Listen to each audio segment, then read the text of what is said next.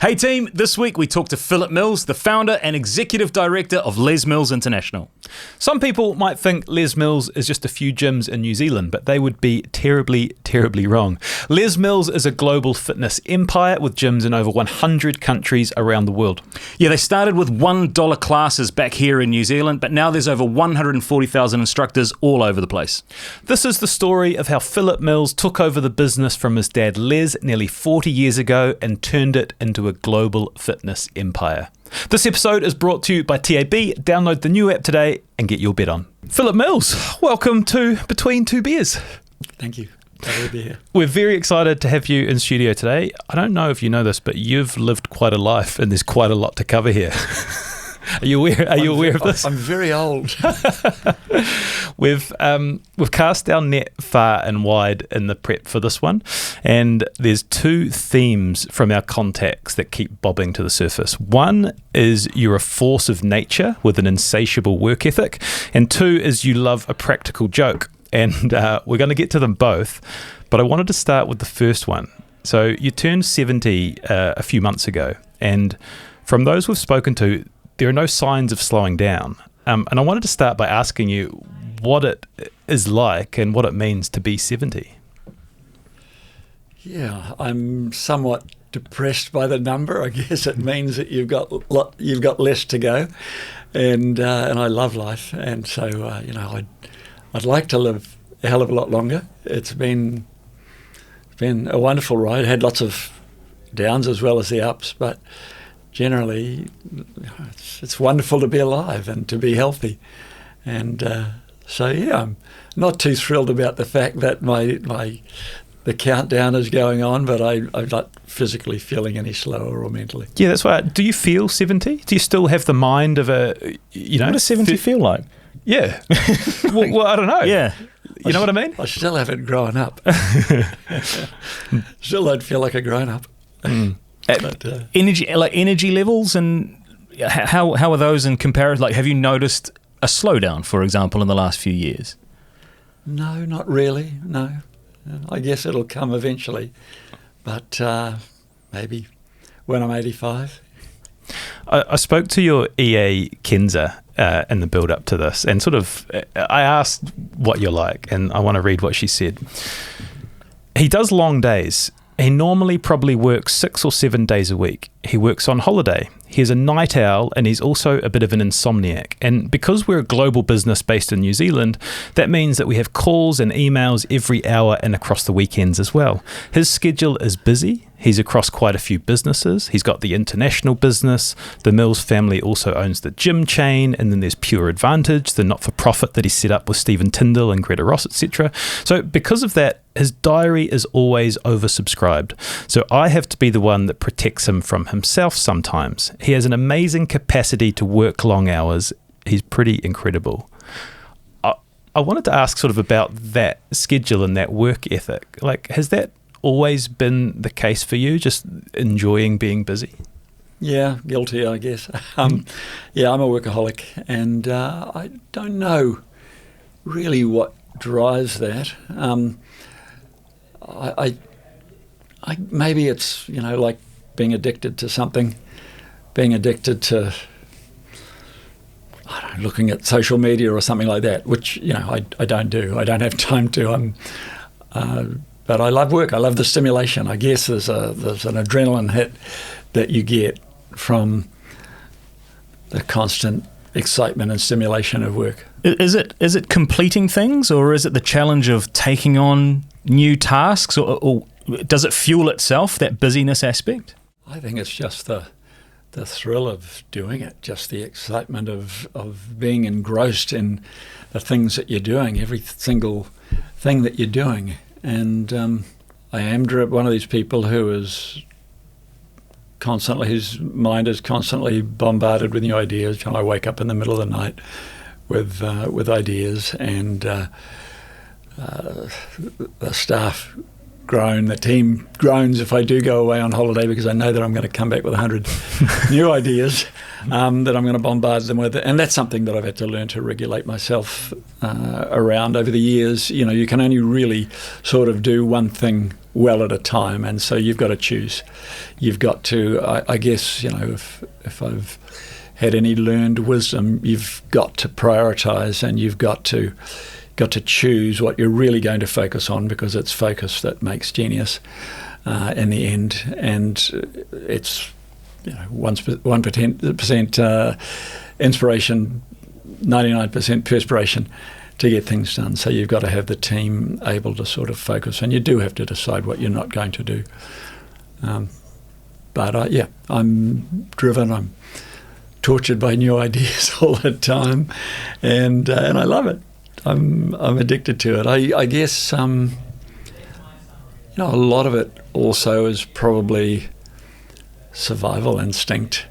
In terms of what drives me, the last 50 years of my career, half of it's been about staying alive, staying in business, and particularly when you come to the big things like the crash, the share market crash in '87, or the .com crash, and the Asian crash in the late '90s, and the GFC, and COVID has been maybe the worst, and I'm a little bit worried about what's potentially to come over the next few years, geopolitically and environmentally. Yeah, you're sort of on a hamster wheel, right? Like business owners, and we're going to tell this whole story. It's an incredible story of all the ups and downs, but that's a really interesting observation from the start. Before we get into it, I did want to ask about your personal exercise regime, because I wonder, being so busy and working long hours, like how you think about your personal exercise and when you schedule in and what exactly you do. Yeah, well, I understand this stuff. I know how important it is. I know that you have to do it if you want to be healthy and if you want to be mentally alert and all that. So I do a mix. The mix has changed throughout my life. I was a track and field athlete, and I loved that. I passionately loved training out at the track, running 300-meter reps, and training, with my training mates, with my old buddies, and that was something that I loved. And then as I went on, I sort of couldn't do that anymore. Your body can't sort of sprint after your early 30s. You just start to get injured. You can't work at that. Some of us go in our 20s, Phillip. Some of us go in our 20s. You sprinted the other day, didn't you? I wasn't talking about me. Yeah. I moved on, and when I was young, I played all sorts of things. I'd do athletics on a Wednesday night and play water polo on a Friday night, and tennis on a Saturday morning, and rugby league on a Saturday afternoon. And so I loved all sports, and later on I took some of those up. I played tennis for a while. I taught aerobics for a while, embarrassingly, in very short shorts, through the 80s. And now I do a mix. I have a strong belief in strength training. I think you've got to stay strong if you want to be healthy and functional through your life. So I lift weights with, again, group my old track and field training buddies, with a personal trainer who we drive crazy. Been my personal trainer for 35, 40 years, something like that.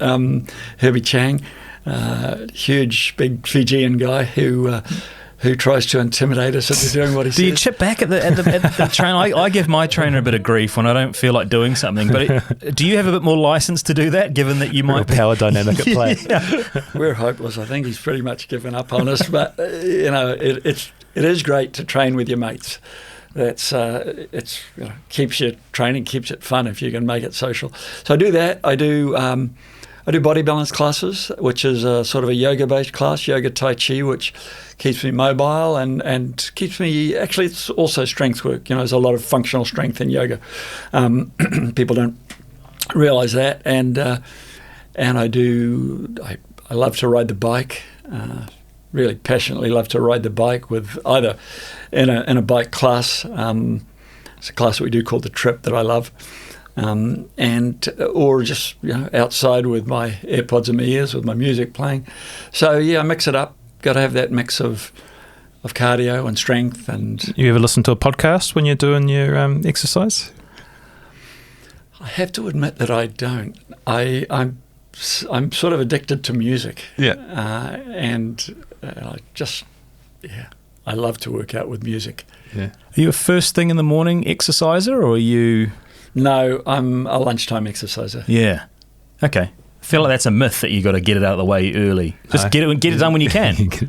Different people are different. The thing with exercise is, get it done when you can, but find a way to do it that you enjoy, because it almost doesn't matter what you do. It's the workout that you do that is the best workout. And so, if you can work out with your mates, if you can have sort of different exercise modalities that you fall in love with, whether it's tennis or jogging or riding a bike or lifting weights, it's anything's good. Just do it. Find something that you love and people you like to do it with, and whatever works for you. Different strokes for different folks. Herbie Chang was saying get down in the morning first thing.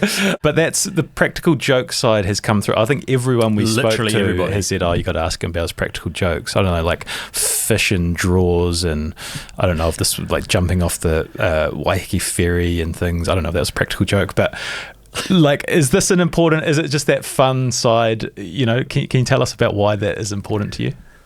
I don't know how that happened. Part of it I could probably blame on Peter Peerless. That was a name that came up a number of times, and people were saying, have you spoken to Peter Peerless? Pete Peerless, yeah. Pete has worked with me for about 50 years. He was one of my training buddies. My dad coached him. He was an Olympic 800-metre runner. And he has managed Les Mills Takapuna for the last 25, 30 years, something like that. He is one of the world's great practical jokers. I know we don't want to go down the rabbit hole, but with some of the stuff that he's done, they're incredibly elaborate, long-running practical jokes. He's always getting me involved in some practical joke. We'll save some of the anonymity then. It sounds like there's way too many stories for this podcast. Family is going to be another strong theme as we work our way through this one. And the Les Mills story started with your dad, Les. He was a Commonwealth Games medalist in both the discus and the shot put, the mayor of Auckland for 8 years, a huge presence in New Zealand society. I wondered what he was like as a dad and what your childhood was like kind of growing up in his shadow. Yeah, Dad also had a huge life, much greater, much bigger life than mine. His dad died when he was about 11 or 12 years old, and he had to grow up young, really, to take care of the family. His mother sort of had a nervous breakdown. His dad died of cancer, and it was pretty grim, apparently, and Dad had to grow up. And he started business early. He was driven, sort of had to be driven, and he was a shopkeeper. He had shoe shops and home appliance shops throughout the western suburbs. We were Westies. We grew up. I was born just a couple of blocks from here, and we grew up on Dickens Street, a couple of blocks from here on Grayland Park, which was really one of New Zealand's top athletics tracks, believe it or not. I watched Peter Snell racing Kip Kino from our living room in Dickens Street on Grayland Park. So a lot of it was wonderful. He was a business guy and also workaholic and very driven, but he was also a sports guy. He managed to run the businesses and to train incredibly hard. We had sort of half of our house was a weightlifting gym, that house on Dickens Street, where the weight trainers would come up, and a bunch of the top New Zealand weight trainers, the Don Olivers and people. So it was a wonderful life, really, involved with sport and sort of just playing all sorts of sports. It was inspirational. He was such a strong man. He was really somebody who you idolise and you looked up to as a bit of a hero, but a busy guy. We were lucky that we had Mum as well. She had been a school teacher at Avondale College, and she put a lot of time into my sister and I into kind of educating us. And Mum and Dad met when they were both athletes, and she was when they were 15, 16 years old. They met, and were together until the day that they died. So we had a sort of a strong family ethic role model, I guess, a passionate, loving mother. Her family were Irish, so she was passionate, a little bit of the mad Irish in her, but very, very loving. If she loved you, she loved you. If she hated you, watch out. Sort of lots of good role models, in business. He was driven. He was a good business person. With two parents that are in sport, it seems like it would be inevitable that you would follow in those footsteps. But did you come into sport at an elite level naturally? They never pushed us. They let us find our own way. And as I said, I played a lot of sports. Wednesday night it'd be athletics, and Friday night it'd be water polo down at the Teps, which reminds me of another terrible practical joke. There was a couple of other. So I went to Mount Albert, and the teams that were playing before us, I can't remember, might have been Auckland Grammar and St Kitts or something. We caught eels down at Miolda Creek, and we threw them under the old changing rooms into the pool when the other guys were playing, and the eels went mad in the pool. Of course, terrible scandal. We were threatened that schoolboy water polo would never be allowed to go back there if it ever happened again. But it'd be water polo on a Friday night, and then tennis for Mount Albert on a Saturday morning, and then rugby league for Point Chev on where we lived from when I was about 10 years old on a Saturday afternoon, and sort of gradually just found my way into athletics. I think I was never really very good at any of the others, but I was a reasonable hurdler, and you probably gravitate to what you're best at. That's an interesting one to land on, hurdling. Was it just a natural ability to jump over? I don't know. I know two people that are hurdlers in New Zealand. One, they both happen to be very, very good. One's you, the other's Zion Armstrong. But hurdling is an intense. Probably running away from people after having played tricks on them and jumping over fences and bushes. I don't know. No, my mother was a hurdler, and she sort of gave me a bit of coaching, and it just, sometimes you have a natural flair for something. Yeah, and to sort of continue the path, an incredible stat is that your mum and your sister all competed at the 1978 Commonwealth Games together, right? Like, that seems pretty wild now. Did you all train together as a pack? What was that? Yeah, we did. Dynamic Yeah, like? yeah. Dad was a national track and field coach for a long time, and he trained coaches. He trained, I think, 300 track and field coaches, and created a qualification system. So we were very involved, but he always had a group of his own, a big training squad of his own, and so we had a squad who we trained with, and then we all moved down. He rented a big house, and we had a whole bunch of athletes sharing a house in Christchurch before the Christchurch Commonwealth Games. He'd come out of being badly injured after the Munich Olympics, and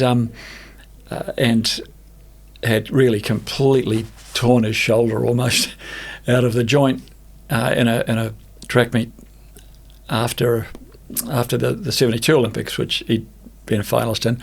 And he was just coming back. The sad thing was that he would have won a medal in that Games. None of us were anywhere near good enough to win medals, but Dad would have won a medal in that one. But really, the Olympic selectors left him out. It was a little bit of revenge for some toes that he'd treaded on, I think, over the years. So yeah, that was sad that the whole family wasn't. It was that he wasn't in that one with us. Would have been a nice one. Did you have an Olympic Games under your belt? No, that was probably one of the great regrets, many failures in my life, but one of the big failures. I qualified a half a dozen times for the Montreal Olympics in 1976, and I had high world ranking. The bronze medal went, sort of maybe that much inside my best, and I would have made the finals at least of that Olympics. But I was ruled. I was told by those same Olympic selectors that I was an American citizen.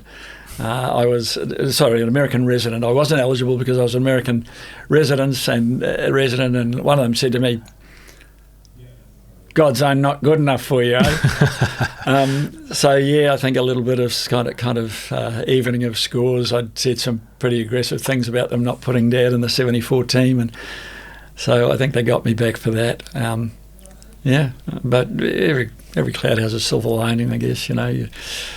Had I made it in sport, then I might have kept on being a sportsman for a lot longer, and as it happened, I turned towards business. One of the coolest things about this podcast is the connections we make with former guests, and one of our favourite and most popular former guests is Zion Armstrong, and we found out that you guys had a connection, and so we asked him about how that started and what that looked like, and I want to read what he said.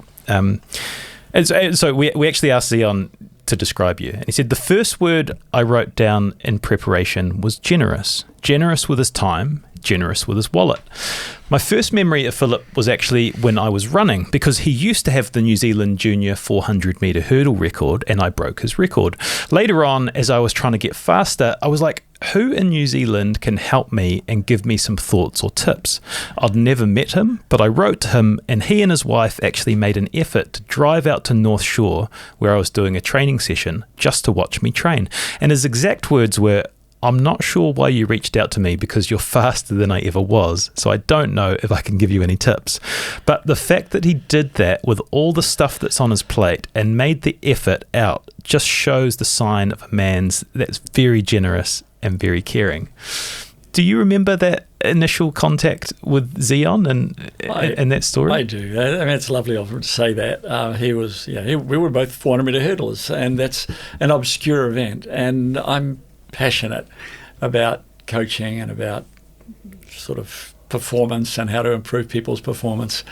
Zion was a great 400 metre hurdler. He's a fabulous guy, fabulous character. He's about 20 years younger than me, but I remember clearly going out and trying to coach him a bit.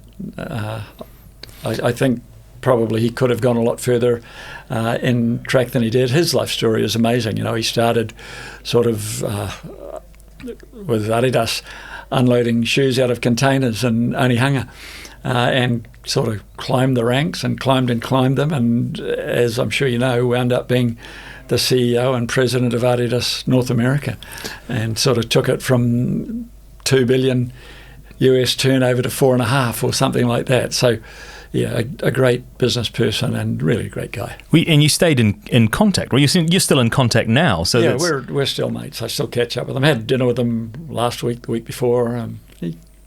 Wonderful character. He said there was nearly a punch-up over who was going to pay the bill. That's how difficult it is to try and curb your generosity. And then you invited him back to the house, and he went home with a bottle of wine or something like that. Crazy. Is that just... Yeah, he'd given me a bit of good advice. The wine was a thank you for that. But, yeah. So just to sort of bring the story along, you go to UCLA, you do 4 years there, you come out the other end and you're managing Hello Sailor. Your brother-in-law was a member of the band, and you sort of do that for around a year, and then you realise that wasn't quite the right path. Is that an accurate retelling? Yeah, look, it is. I came out of missing out on that 76 Olympic team, and that was quite devastating for me at the time. And my sister was married to Graham Brazier, the lead singer from Hello Sailor, who was a fabulous guy, just one of the most wonderful, funny humans that I've ever met in my life. Also, a tragic sort of a life story, and that he got addicted to drugs pretty early in his life. And they eventually split up, and she married Dave McCartney, the lead guitarist, sort of later on, who another fabulous guy. And the three of them remained friends for forever, really, until the two boys died in the early 60s. Both of them died young. I was sort of looking for something else to do to get over track, and it was incredibly exciting. They came to LA and they ran out of money, and Dad wound up sort of bankrolling them, and said, protect my money. Phillip can manage you. And that was the dumbest thing that he could have done, really, because I had no clue about how to manage a rock and roll band, and I made some terrible mistakes. The Doors used to come and play with us, used to come and play with Hello Sailor at the Whiskey A Go-Go and the Troubadour and those funny old clubs that you see in the movies now, every weekend, and they wanted Graham to be the next Jim Morrison. Yeah. Jim Morrison, was dead then, and Graham was an incredible character and very charismatic, and out there like Jim Morrison, crazy, and they really wanted him to join the Doors, and if I'd had any clue about management, I would have said, just take it, buddy, and run. But he said, oh no, I want to stick with my mates, and that was, I think, a missed opportunity that I always kick myself that I did not encourage him to take up at the time. I mean, we thought that they were going to make it big. It's quite an interesting little side note in the Phillip Mills story, just being Hello Sailor manager for a year. So Les has got the gyms in Auckland. You've gone to America. You've done 4 years at UCLA. You've done some time with Hello Sailor.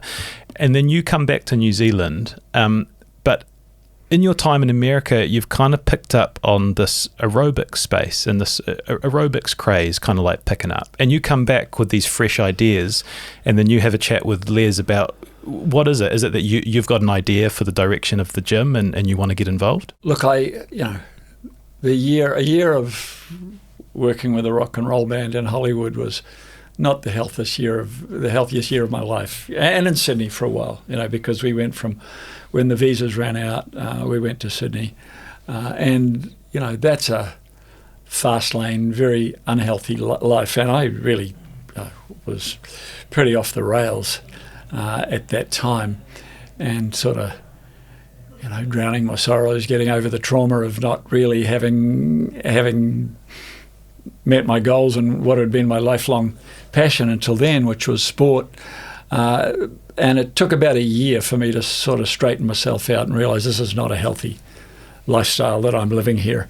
I love fitness and I love health, but you always learn something, and I guess from seeing great performers on the stage, and you're right, while I was in the US, there were exercise to music was starting. It wasn't even called aerobics at that stage. That name didn't sort of come about until early in the 80s, something like that. But this was interesting. One of my teammates on the UCLA track team was teaching aerobics on the other side of Sunset Strip at the school hall. On the other, not Sunset Boulevard, there was a school, Marymount High School, across the road from UCLA, and she was getting 80 people in a class, charging $2 a class, and she was a rich student in those days. I sort of combined that with, I guess, what I'd seen with performance. And when I came back, first of all, I said to Dad, look, I've got this idea, I think this could be something really big for us, because the gym business was not a great business at that time. We'd gone in with this idea that we were going to take the principles of elite sort of sports training to the public, and it was too intense. People really struggled with it, and we had to find ways to make it fun. And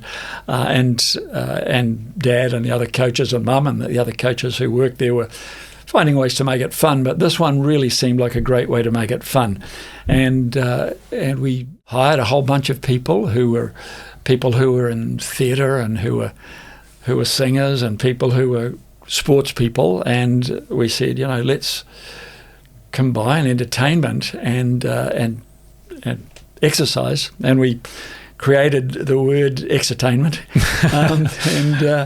and we had people lining up. We had a little. It had been our original old gym down at the bottom of Victoria Street, 23 Victoria Street, about 50 metres up from Queen Street, and we had people. It was a little basement gym, and we had people lining up 50 metres up the street to get into these classes with these incredible rock star fitness teachers. And we found that most people weren't good at making up classes, and so we sort of got the best ones, and we'd have them make up the classes, and that evolved into a system. Then we had a product that we could license, and we licensed it to people throughout New Zealand and then throughout Australia through the early 80s. Before this took off, you're sort of early 20s and you're coming back, and Les is sort of running the gyms here. Did it take much convincing for you to suggest that this was the way to go and for him to buy into the vision you had? No, he's great. He always backed me. And he said, yeah, great idea, and helped, sort of helped to do it, backed it financially, but he brought in a guy, an ex-Navy PT instructor who was doing something similar in Sydney. There was this group of Navy PT instructors who were getting sort of 100 people in exercise to music classes in Sydney, and he said, I've seen this guy, we've got to hire this guy, and I brought my friend down who'd been teaching in the school hall, and we sort of we hired all these great people and created something pretty fun. I love that term, exercise to music. Like, it's just it's so simple, but for us now it seems so second nature. But was it a really out there idea when you were trying to seed it with early 80s? It would have been popular in America, right? Like, is that the proof of concept was over there? It had started in America, and it was sort of what the Americans did was sort of dance oriented. What we did that was different was, we were athletes, and so we did weight training classes, and we did, really sort of high intensity calisthenics classes, and as I said, we created a system, a standardized system of making these classes, and that sort of gave us something that we could sell. And we had a teacher training system where we were training people to be like great entertainers on the stage, and we're training them to be a combination of track coaches and sort of stage entertainers and motivators. And that's an interesting thing about fitness. It's like I said before, it's, what's the best workout? It's the one that you do. It's the one that you want to do. The gym business is half about exercise and half about motivating people to do it, half about motivation. So this was really the sharp end of motivating people to exercise, with people, with music motivating them, and with entertainers kind of driving them, and with crowd energy and all that. So it took off, and the whole fitness group training craze that blew up around the world in the 90s didn't come out of the US. It really came out of places like, spinning came out of South Africa. The spin classes were created by a guy called Johnny G in South Africa. And our weight training classes, Pump, BodyPump became the biggest exercise class in the world. So was the profile of these teachers important part of it? Like, they were sort of big names, people would come for the names as much as the exercise, or have I got that wrong? It was the experience of it. It's just that, there are a lot of people in the world who are, have passionately devoted their lives to dance or to acting or to sport, have an incredible passion to share fitness or incredible charisma from being on the stage for years. And so really, for the most part, these weren't famous people. They were just people who were incredibly charismatic or incredibly inspirational and motivating, and loved to share their passion for sport. And they would attract big crowds of people. We would have, in its heyday, the the big Auckland gym, the current Auckland gym, it only had one studio, and we had 300 people in a class. And then, of course, we built lots more studios. Now that gym's got maybe half a dozen different studios, but you've still got, some of the peak classes will have well over 100 people in them. As the scene starts to sort of grow in New Zealand, a few people I've spoken to said you were super creative in your marketing, and you were sort of put yourself on crazy TV ads and do bonkers stuff. Is that? I was just listening. He's closed his eyes and shaking his head, cringing. What do you remember? Well, That was Jackie, by the way, who said that. Yeah, that was probably more about survival. I was lucky. We had some fantastic people who we worked with in marketing. I always wanted to do creative stuff. I always wanted to have fun marketing and wonderful marketing, and we had some incredible people. Marko Marinkovic and Mike Hutchison back in the day, who I think we started with in 84, 85, something like that, and later on Roy Mears and Jeremy Taine, probably the greatest advertising duo in New Zealand history. Created all of the Spates ads and the Steinlager ads and the Fernleaf butter ads. Incredible people. That aspect of the industry, I think, has changed. Of the advertising industry, it may be making a comeback now, but the model of marketing was different. The advertising agencies used to take a percentage of the media placement, which was sort of financed them a lot better. And of course, you made TV ads and newspaper ads and radio ads. We did all sorts of impressions and radio ads. David Longy live from McDonald's. No more ugly bulgers. And it was incredible fun. We were talking about this earlier. I still think radio is a big thing because a lot of people spend a lot of time in their cars, and I would love to see the art of creative, funny radio ads coming back. Every radio station then had wonderful ad writers. You had people like Belinda Todd. And at Radio Hauraki, who wrote some award-winning ads for us. So we were lucky, but there was, after the 87 share market crash, it was desperate times. We'd been a public company. Mum and Dad had sold the public company. We'd gone public in 84. Mum and Dad had sold the public company. Sort of off the back of the aerobic stuff, off the exercise to music stuff, we'd grown from having one gym in Auckland to having gyms around New Zealand and around Australia, and we'd gone public. And 87, they were lucky and sold about a month before the share market crash, and the investment companies that had bought us fell over, and I wound up basically having to buy it back from different liquidators, different receivers who had put those companies into receivership, and with a mountain of debt to kind of pay our way out of, and with a deep recession and a property crash, because the share market crashed in 87 and the property market crashed in 88, and it was desperate times. Often I just didn't know how I was going to pay the wages next week, and you were desperately trying to think of ideas. So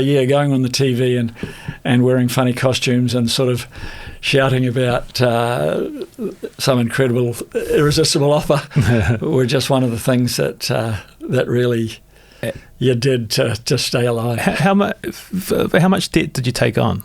Well, it was only about 10 million, but that was a lot of money. It's a lot of money now, I think. And it was a lot of money. And I guess necessity is the mother of invention, and we had to innovate and innovate and innovate like crazy through that period. And we were lucky. We got a good bank. We got Westpac came into New Zealand at that time when the New Zealand banks were really suffering. I guess a lot of them were sold through that time, and Westpac, Aussie wasn't in a recession in 1990. They went back in 91, as did the rest of the world. But yeah, Westpac sort of supported us. We had a good vision, and we managed to survive that. It took about really 5 years to get out from under the debt mountain and to get the business running profitably again. And I really want to dig in on this period, because when we get guests like you, the life you've lived and the success you've had, I think often people are really interested in, well, what were the really hard parts that you don't see? And it was 5 years there, right? And you've got this huge debt cloud, or debt mountain as you like to call it, a young family, 2 young kids. And I've heard you in other interviews talk about how, daily or weekly or whatever it is, you're wondering how you're going to pay the bills and how you're going to get the wages out. And that's 5 years of doing it. And I've also heard you talk about perhaps a depression you got into, when it got really bad. And I was wondering, it would be helpful for listeners who perhaps are going through the shit on their own, of what your mindset was and how you reflect on that time. Yeah, look, when you're in it, you just have to stay alive. You just have to drive, and you just have to fight in the trenches, and you have to win, and you have to get through it. When you do get through it, that's sort of when you crash. So, yeah, 93 was finally like, wow, we can breathe a sigh of relief. And I was burnt out, I was exhausted, and I crashed really. I had, without really knowing what depression was, I had, real black dog depression. It was, you'd wake up in the mornings and things would be great. And Jackie was doctor. She was GP. She'd gone through that period. She'd been working in the hospitals and working in a GP practice. And she said, you hide it. And I'd sort of hidden it from her. And she said, finally, I owned up, and I said, look, this is how I'm feeling. And she said, you've got depression, and this is sort of how you deal with it. She said, you need to set yourself some new goals. And you need to get fit and healthy again, because I'd put on a lot of weight then. I'd put on, a stone and a half, whatever that is in kilo. These days it's probably 10, 15 kilos or something. And she said, you've got to get fit and healthy again. And you've got to set some new goals. And I did that. I set some new business goals. Immediately did some things that I lost a lot of money in again. Do you see that as a reason for your success, though? Because you're working 100-hour weeks, and you're surviving, and you come out the other side. And most people don't have the stomach for that, right? Most people can't go that long and keep pushing forward. And you get the spoils now at where you're at, but do you think it's because something in you just wouldn't quit? I think there are a lot of people in the world who have to work very long hours, often because they're forced to. They have no choice, to stay alive, just to be able to eat, to feed their children in a lot of parts of the world. So I don't think this is an unusual thing. I don't think that it's something, that business people should be proud of, that we're workaholics. It's just something you do. And sometimes you're doing it to survive, and sometimes, like I said before, you're doing it for the thrill of it, for the buzz of it. I don't buy into this theory that we worked really hard and therefore we deserve more than what other people have, because other people are lazy, and that's bullshit. And that people use that to justify some pretty unsavoury behaviours, I think. But yeah, for me, I also, when I got fit, I said, okay, I'm going to play tennis. I played tennis in high school, and I'm going to try and become an A-grade tennis player. I started playing tennis, had, again, a whole bunch of mates who we played tennis with, and all the camaraderie and everything. Within probably 3 or 4 weeks of starting training for tennis, the depression had gone. And I'd sort of forgotten what it was like. I had depression and anxiety a couple more times in my life. They were times when I had burnout and sort of stopped, when I'd been working too hard, and it's when you stop that you crash, I think. Out the back of the post-stock market 87 situation, what lessons had you learnt that you weren't going to repeat moving forward? For me, I learnt that if we kept innovating, and if we kept doing things better, and making exercise more fun, and making the gyms a better place to be, and all of that stuff, we could put our prices up, and we went from being about sort of we used to sell yearly memberships, and we would sell yearly memberships from between $150 and $250 a year, and so we started improving the gyms, and we put the prices up. There's only so much you could put the prices up on a yearly basis, so we switched to monthly basis. We switched to monthly at about $20 a month, and just gradually, as we improved them through those 5 years, as we improved the gyms and improved them, we could put the prices up, from $20 to $25 a month, to $30 a month, to $35. And then by the late 90s, we had got our prices up to sort of, $90, $100 a month, and we had found a formula. We were, I guess, what you would call mass premium. People, as it turned out, were prepared to pay much more than we thought that they were to really have a great gym experience. And if you look at what happens now, we went, eventually sort of $100, $120, $130 a month became too much for people, and we went to charging weekly. And so now we charge, around $30 a week. Depends where you are around the country. Might be, as little as 25, it might be as much as, 33, something like that, dollars a week. But when you look at it, people are paying $35 a class to go and do a Pilates reformer class in a boutique gym, or to go and do, sort of F45 or something. And so people do really highly value something like that. They highly value a great workout experience, and they'll pay a lot for it. So that was something that surprised us, how much people were prepared to pay, and it hadn't been a very profitable business, but it became a reasonably profitable business, and then of course destroyed by COVID, destroyed by the pandemic. But before then, I think we need to talk about one of the best innovations, which is your mum created these sort of dumbbell classes, right, that evolved to barbells, and then pump became BodyPump, which became one of the most popular activities in the world. Like, this was a real staple of the success.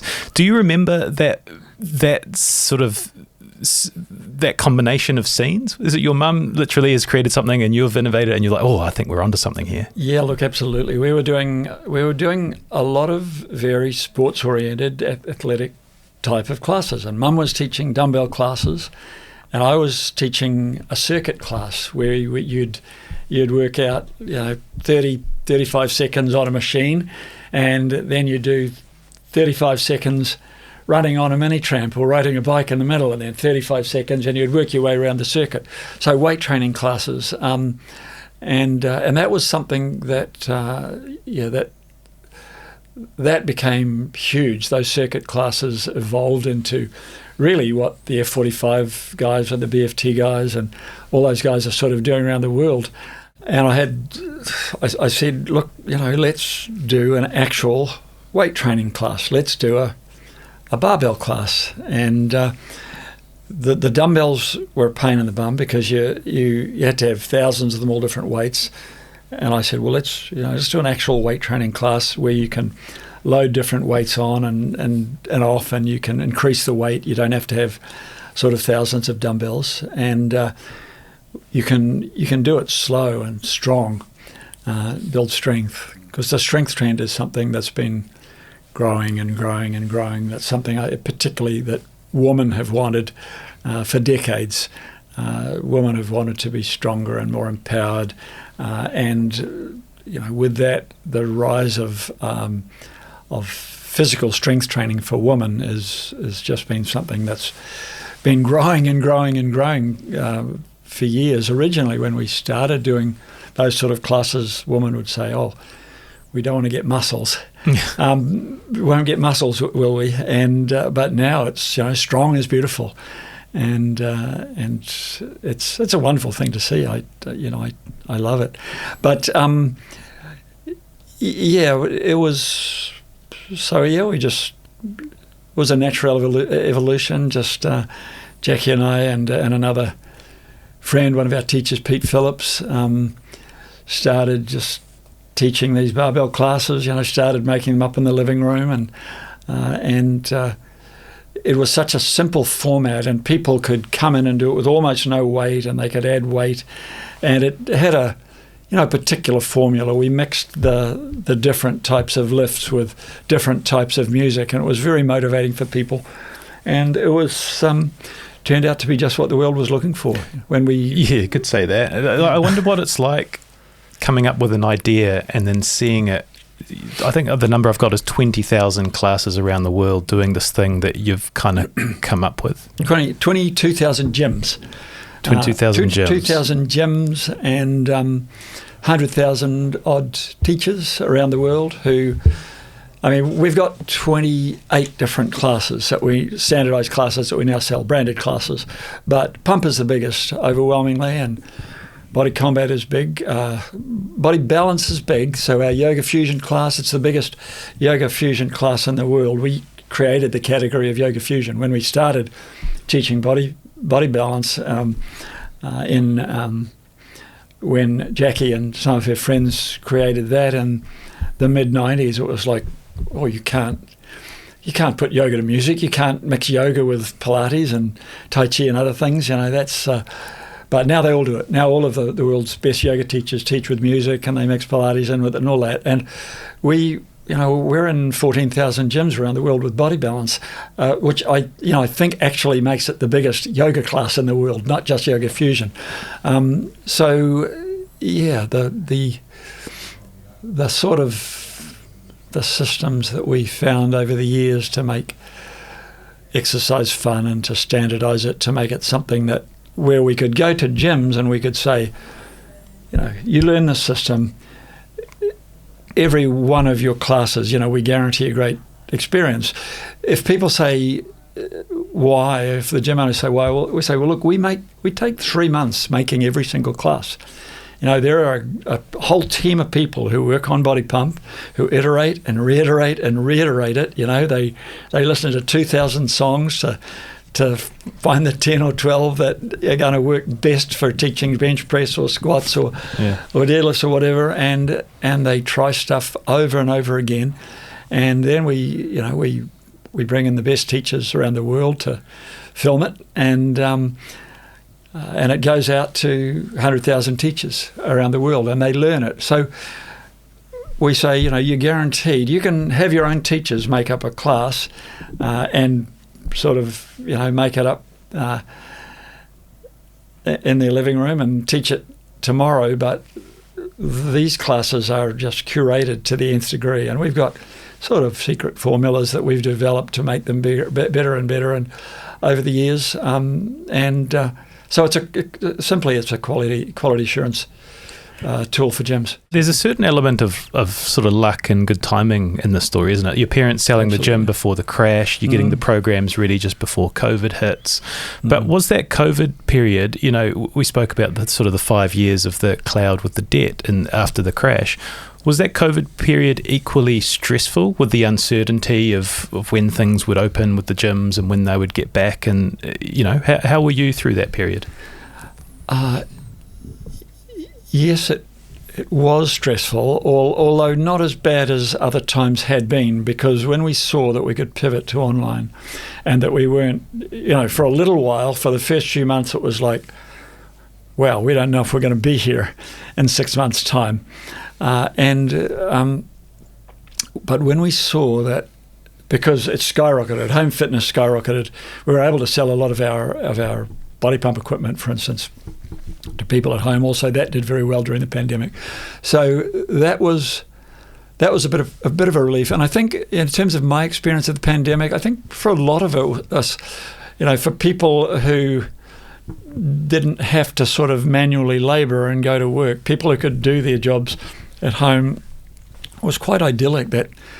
That summer of 2020 went on, and it was lovely. You sort of wound up talking to the people in your neighbourhood you weren't supposed to, but you could walk around and ride your bike around without sort of hordes of traffic and all of those things.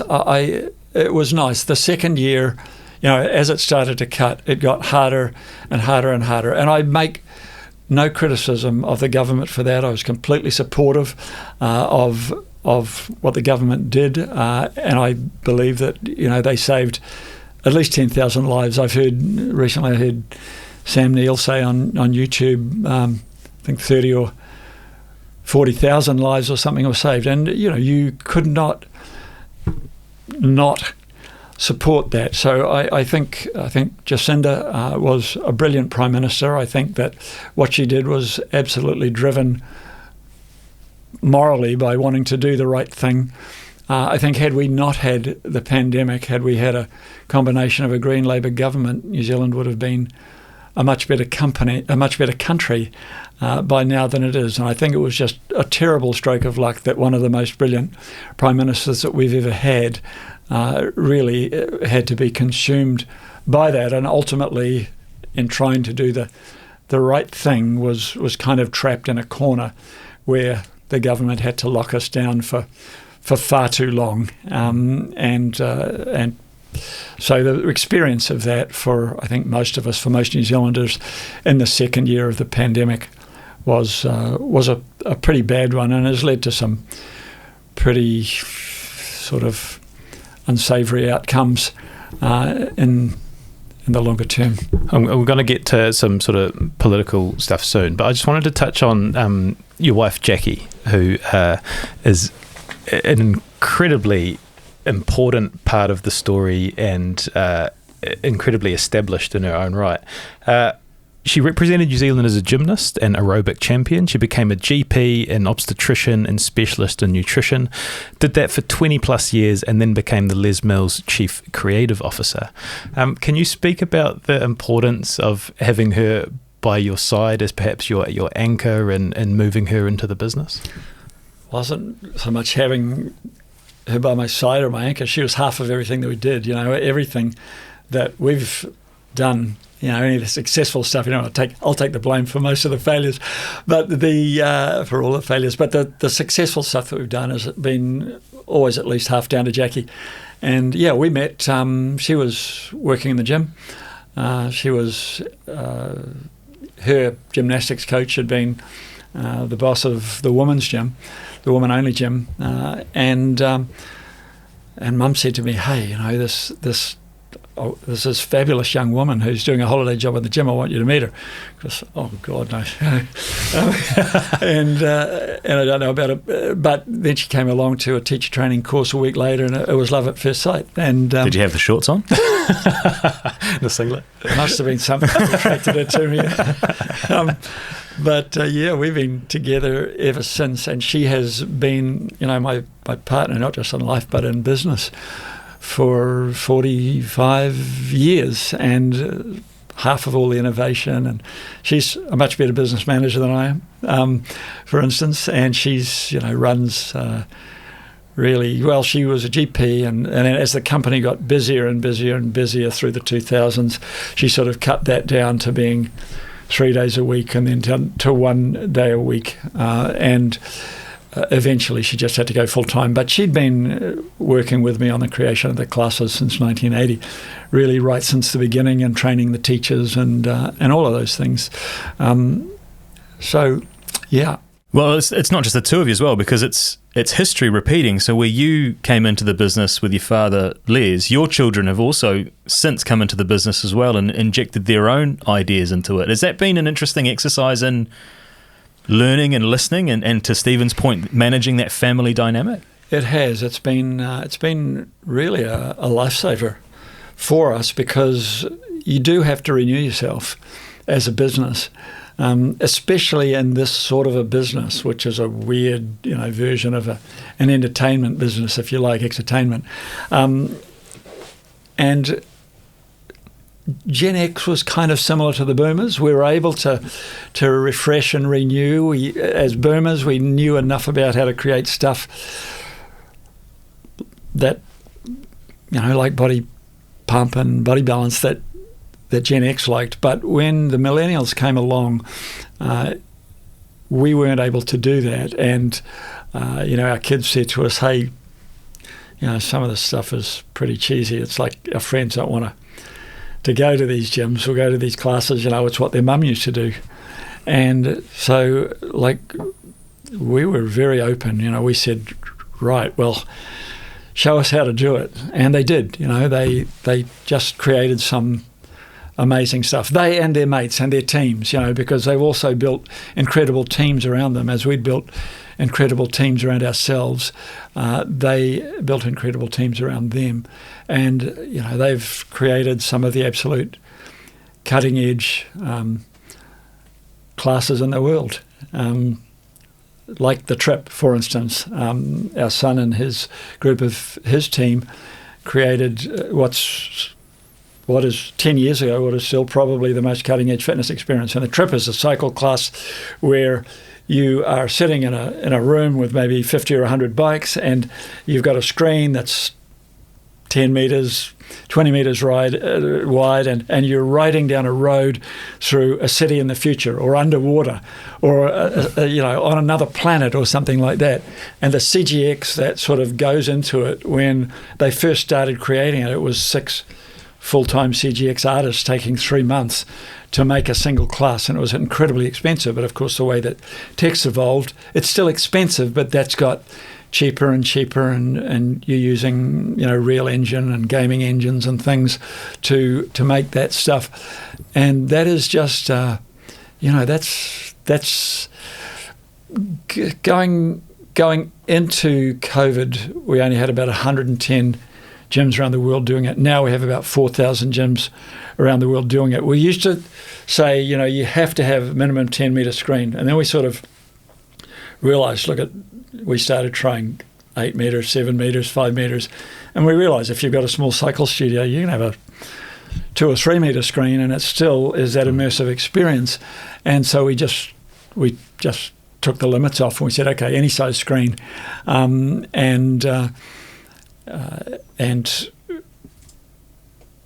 it's booming. It will be sort of the next. That and the ceremony class will be the next 10,000, 20,000 club programs around the world for us. One of the common themes that we've heard from people is that also one of your strengths is bringing people together, and that going out for dinner and bringing people from different sectors and sharing ideas and sort of getting deals done. Do you see that as an important part of your business success? Yeah, I guess so. Look, I love people. And I love working with people, and you have to have a discipline. People have to perform. You can fall in love with your people too much, and you can allow poor performance to go on for too long. And that's one of the things that people like Simon Murder have sort of taught me. You do have to have discipline. You have to prioritise, But I do love people. I love working with people, and I think people love being part of teams. I don't think it's particularly me. I just think people love part of being on a team and working with other great people. It's really exciting to be working with a team of great people. The energy that you get in the room, and the complementary energy from the different styles and the different types of people, that's inspirational. I love it. I've always loved being on sports teams. I love being on management teams, and that's carried over. I also, Stephen Tyndall and Rob Morrison, some of the guys that I've worked with in the environmental field and NGOs. I've guys, incredible business people, who just working with them in a charity situation, you learn an immense amount from. Yeah, keen to build into that sustainability, and I wondered when that became an important part of your life and how it's developed, and perhaps you could share a little bit about how politically active you are, or what your thoughts are about that. And there will be people listening that aren't aware of Pure Advantage or what Pure Advantage does. Can you give us a little summary of the organisation that you founded in 2011? So we changed our name in 2011 from the 100% plan to Pure Advantage. So it was a continuation. And it was, a group of people like Stephen Tyndall, who has been a champion of this going back to the 90s, and who has invested a huge amount also in green technologies to try and, find ways to enable this to happen. To the late Lloyd Morrison and his brother Rob Morrison, who was the chairman of Pure Advantage, and Rob Fife, and a bunch of other Kiwi business people who simply saw the writing on the wall. That we knew this stuff, we've known this stuff, and most of the people who deny it know it. They maybe will convince themselves of something, but they know it. The fossil fuel companies have known this for a long time, and the politicians who have denied it, for the most part, have known it, and yet, there are people in the world who will behave completely cynically, who will do anything to win votes. We started saying 20 odd years ago, Pure Advantage was, we started as a 100% plant. We said we talk about being 100% pure, and we have to honour that. We have to become 100% pure, and we started talking about how renewables, low carbon industry was the industry of the future. That was going to be the industry that was one of the industries that would drive the 21st century. And of course, a bunch of other wonderful things that have happened in biotech, for instance. We're on the verge of curing most of the major cancers and diseases. There are some incredible things, good things that have happened, but this is a crucial one. Climate change is really, it's past the point now when we can stop it. It is going to get worse before it's going to get better.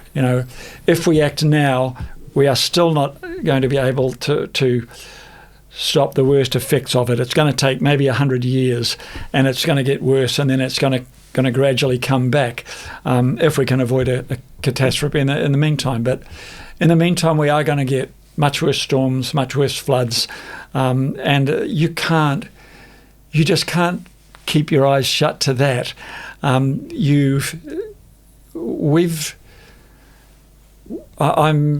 mortified that this current government, the last government didn't act. The Labor and Green government did not act enough on this. Okay, they've got an excuse, I guess, with having to deal with the pandemic, but we are getting to this far too late. And this current government, and following some global trends and going backward on this, is making a very big mistake economically and morally.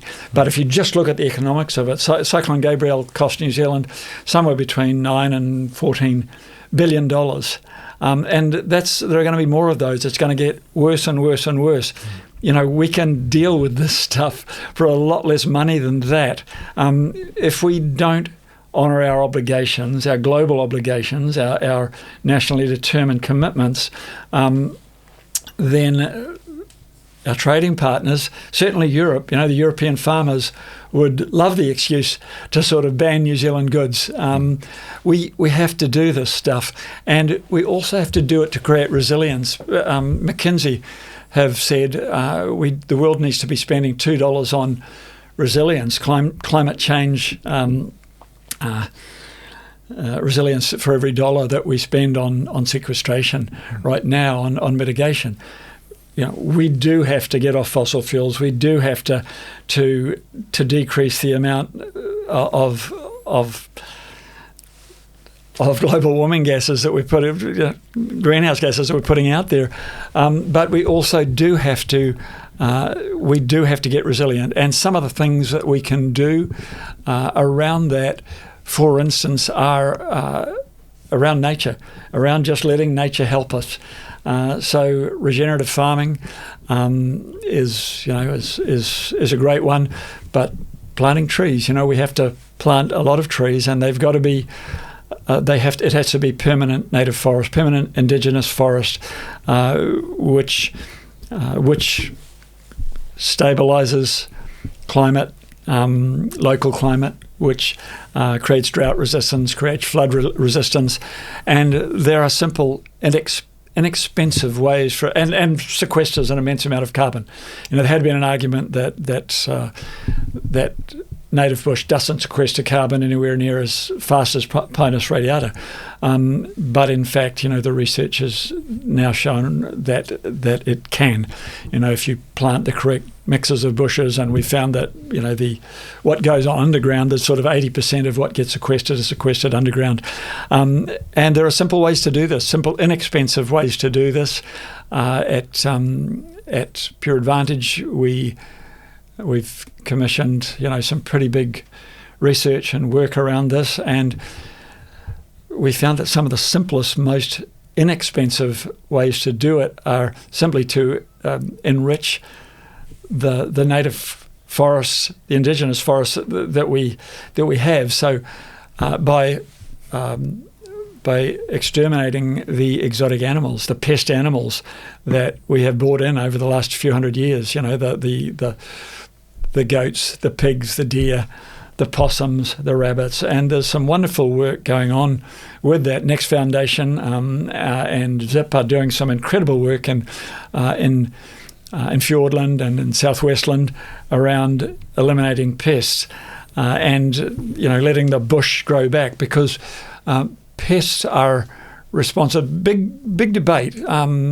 Forest and Bird said pests are responsible for eating about 15% of our native bush a year. And another, a more right-wing body said, no, it's only 7.5%. Whatever it is, it's a lot. And it doesn't take into account their methane emissions, which, of course, are likely to be an even greater effect. So it's very significant. And so that's a simple thing that we can do.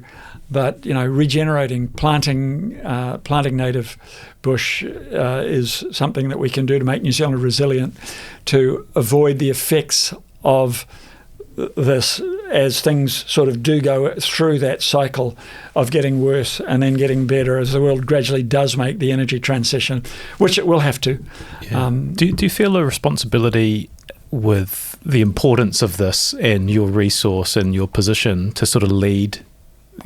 I can see how important it is when you're communicating this. Do you feel a real responsibility in doing that? If I'm honest, I'm just driven by a terror of what happens if we don't. I think we all act on mixed motives all of the time. I love the quote by Rowan Williams, the Archbishop of Canterbury. Bad religion teaches us that we're invariably right and God is always on our side. Good religion teaches us to question ourselves and question our motives. No one is perfect, least of all me. And yes, I am driven by altruistic motives, by wanting to, make things better for other people. But I'm equally driven by selfish motives.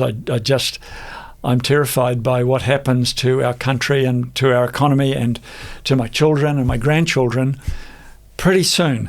This stuff is happening now. We saw in Gabrielle 5,000 houses washed away, hundreds of farms washed away, the destruction of huge Tairāwhiti and huge parts of our country. So, and it's just, if we want to have a better economy, we need to be getting good at the industries of the future. Getting good at doing the things that, because the world is at some point is not going to be based on fossil fuels. So sort of any movement back to fossil fuels is really stupid. It's crazy. How do those reconcile with your business interests? Are there things that you're doing in the Les Mills business that help support your beliefs? Yeah, the business does a bunch of stuff. The international business plants over 1 million trees a year in different parts of the third world, really, which gives work to people who might otherwise become climate refugees. Gives them a sustainable lifestyle, but is sequestering a lot of carbon, we're working. We support a lot of environmental groups in small ways, groups from Pure Advantage to lots and lots of other environmental groups. But it's look, from a business point of view, if you want to make a business argument, I think it's not going to be good for business. Climate change is going to lead to supply chain collapse and global economic collapses that are going to be very bad for business. So if you want a good business reason to do it, then think about that. We've got to protect ourselves. It's cool. It's cool seeing someone. It's the reaction to something that they care about so deeply. Well, who's such an expert in the space and sees the importance and can articulate it so well. So yeah, I think that's a really important message to get out there. I am going to ask you about your personal future, but before that, we've just missed one little chapter that I'm really interested in, which is the music licensing rights. Because I've read somewhere or heard somewhere that some of the times you can't afford, or for whatever reason don't buy the original song, but then an artist will do a cover and that you will sort of buy the cover, and you've in the process become one of the world's biggest purchasers of music from musicians that create covers. Is that right? Yeah. Well, one of New Zealand's biggest employer of musicians. It's not just covers; it's writing our own songs.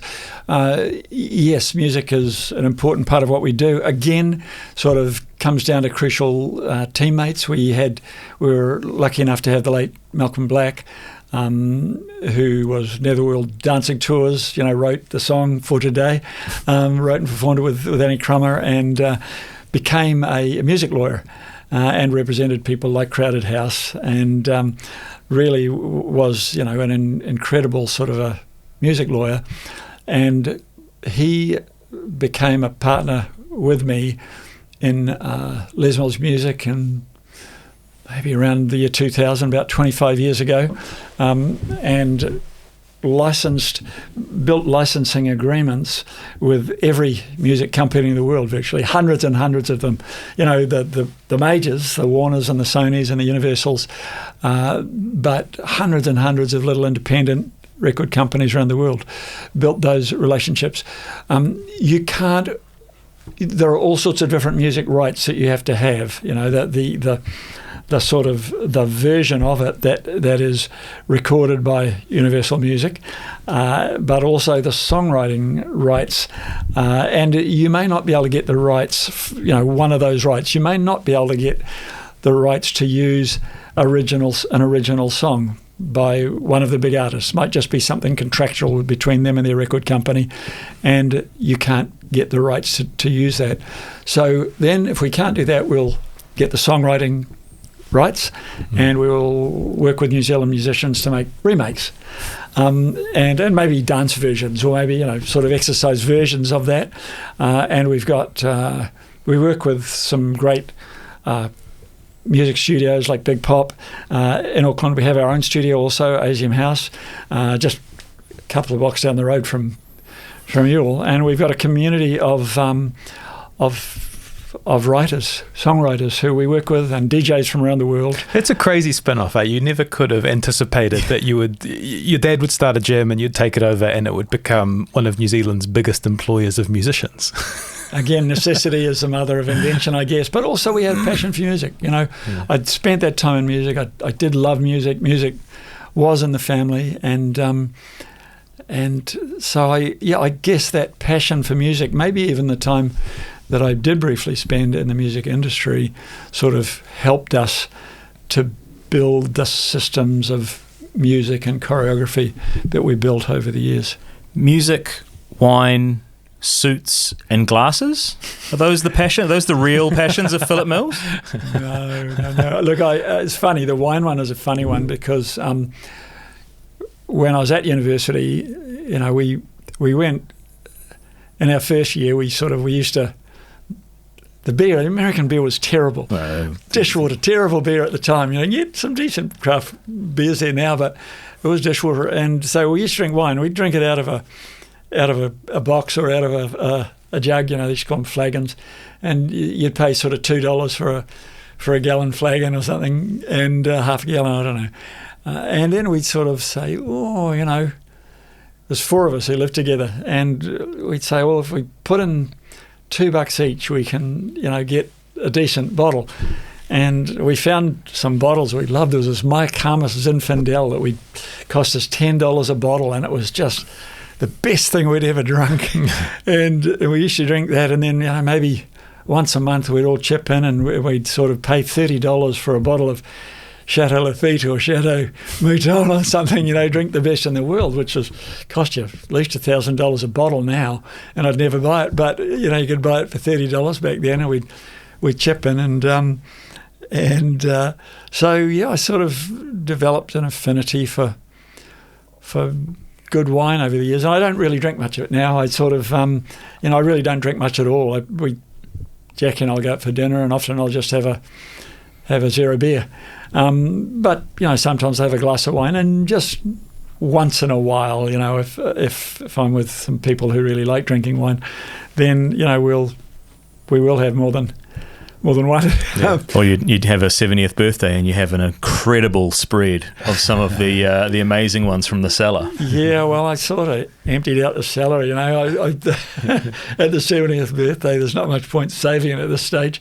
I don't drink it, and I don't know if I'm going to be. You don't know if you're going to be around for the next big birthday. Did you have Lucy Lawless singing at that birthday bash? Yeah. I got that right? Yes, Lucy did sing. She's always been an incredible singer. Yeah. She sang Brass and Pocket, and Lucy is she's a friend through the environmental movement. She's always been a great environmental activist, a person I have a huge amount of respect for, and she was sensational. We had a lot of old Kiwi music industry people who sang and got off and did a few numbers. It's a great name to be able to pull in. I want to sort of bring us home, and I want to talk about the future, because you've got this incredibly high-powered job. You're very busy. You're running this sort of global company. How do you think about the next years, whether it's 1 or 2 or 5 or 10? What is your outlook on the rest of your life? I hope there's more rather than less. Like I said, I love it. I still love what I do. I absolutely love exercise and fitness, and it feels good. It's the things that make me feel good in my life. Yeah, you chase business success a lot of the time. Like I say, half the time it's just survival, but it's the real success. Past a point, past being sort of out of poverty and not trying to stay alive, the real joy in life probably doesn't come from money. The joy does come from, the real joy comes from other things, from community, being with friends, being with workmates, and that wonderful study that was just done, I think Imperial College, big epidemiological research review, Imperial College in London and a few other universities around the world, what creates longevity. And the biggest one is exercise, and belonging to a gym is very, very high, but very close second is not being lonely. Is actually having a community of people that you're involved within. So that is very important to me, having my friends and hoping my dad's 90 now, and he's still, his brain is still wonderful. But, sadly, most of his friends have died, and a lot of them who are still alive, their brains aren't so good.